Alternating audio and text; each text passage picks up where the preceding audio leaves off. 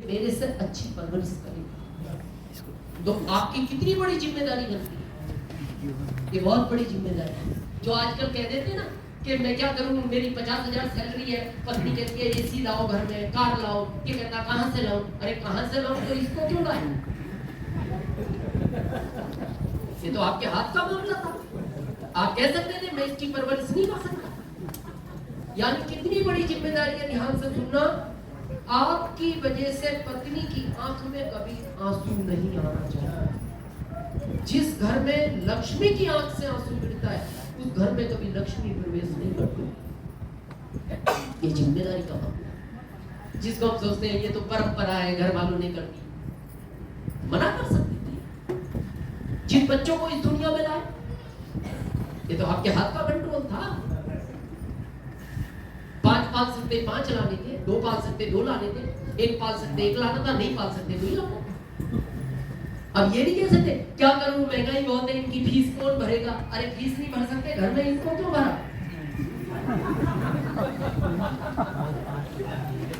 ये आसमान से आए। कई बार राजीव जी मेरे से लोग पूछते हैं, बोले दिनेश जी आपका एक ही बच्चा, हाँ एक ही क्यों, अरे एक है तो एक ही, बोले एक तो थोड़ा सा, मैंने कहा तुम्हें क्यों लग रहा है, बोले एक ही, मैंने कहा एक इसलिए है मेरे को नहीं पता था भविष्य में आरसीएम मिलेगा, जॉब के भरोसे है। 2075 का जॉब था, मेरे को लगता था इसको पालू, यही बहुत बड़ी बात है। मैंने कहा अगर मेरे को ये पता होता कि भविष्य में आरसीएम मिलेगा, मैंने कहा फिर एक नहीं हो, फिर क्रिकेट की टीम घर में खेलती। हाँ फिर क्यों होता, फिर तो ये पालता ना उनका, मैटर तो यही था ना, इसलिए आदमी अपनी फैमिली को उसी हिसाब से करता है। तो ये जिम्मेदारी है, ये ऐसा नहीं है कि क्या करें क्या करें। तीसरा, जो माता पिता आपको इस दुनिया में लाए, ये सबसे बड़ी जिम्मेदारी है। वो दुनिया घूमना चाहते हैं घुमाओ, वो देश घूमना चाहते हैं घुमाओ, उनको जो चाहिए दिलाना आपका फर्ज है। और इसी जिम्मेदारी के चलते ये आदमी दिन रात भागता है। मैं किसी प्रोफेशन के विरोध में नहीं हूँ, मैं आसिम को पता है क्यों लाइक करता हूँ। कल से कोई घटना घट गई और ये रोज घटती, किस एज में घटेगी कोई गारंटी। मान लो एक व्यक्ति यहाँ गवर्नमेंट जॉब में अच्छा ऑफिसर है और उसकी सैलरी 1.5 लाख है, अच्छी, कल से कोई घटना घट गई और मान लो ये आईएएस ऑफिसर है, क्या सरकार इसकी पत्नी को अगले महीने आईएएस बनाएगी? नो। क्यों?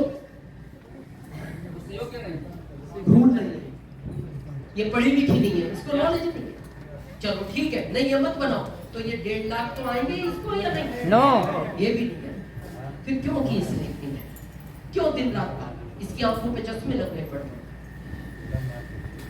मैं आरसीएम को इसलिए लाइक करता हूँ, मैं एक रियल घटना बताता हूँ आपको आरसीएम की।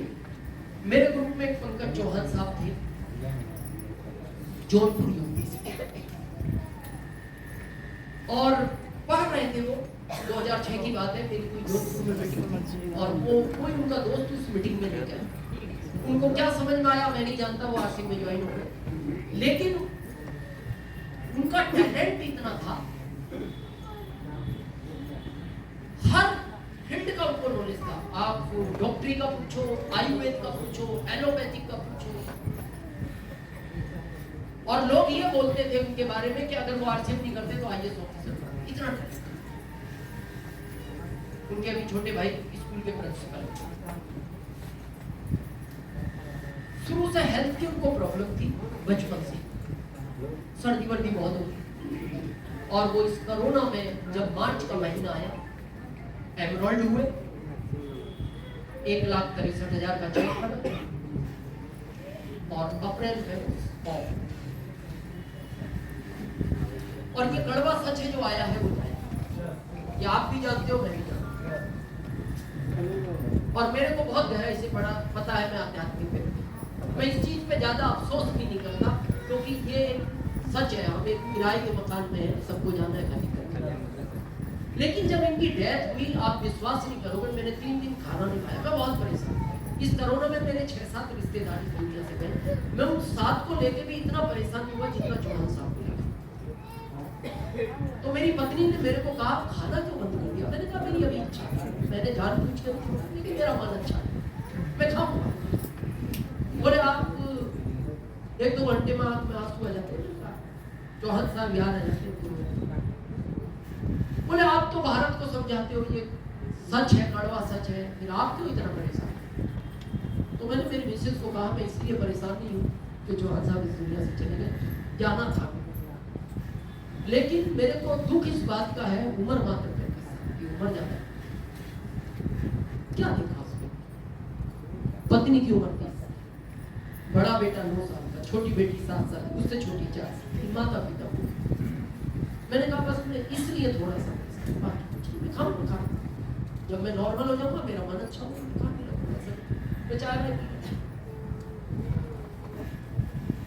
आरसीएम की ताकत है, बहुत दुखद घटना हुई। मैं आज भी जब इस चौहान साहब मेरे को याद आते हैं, आज भी थोड़ा सा नर्वस हो जाता है। अप्रैल में ये ऑफ, आरसीएम की ताकत देखो, ये एमराल्ड पिन है। मई में कंपनी ने पत्नी को एमराल्ड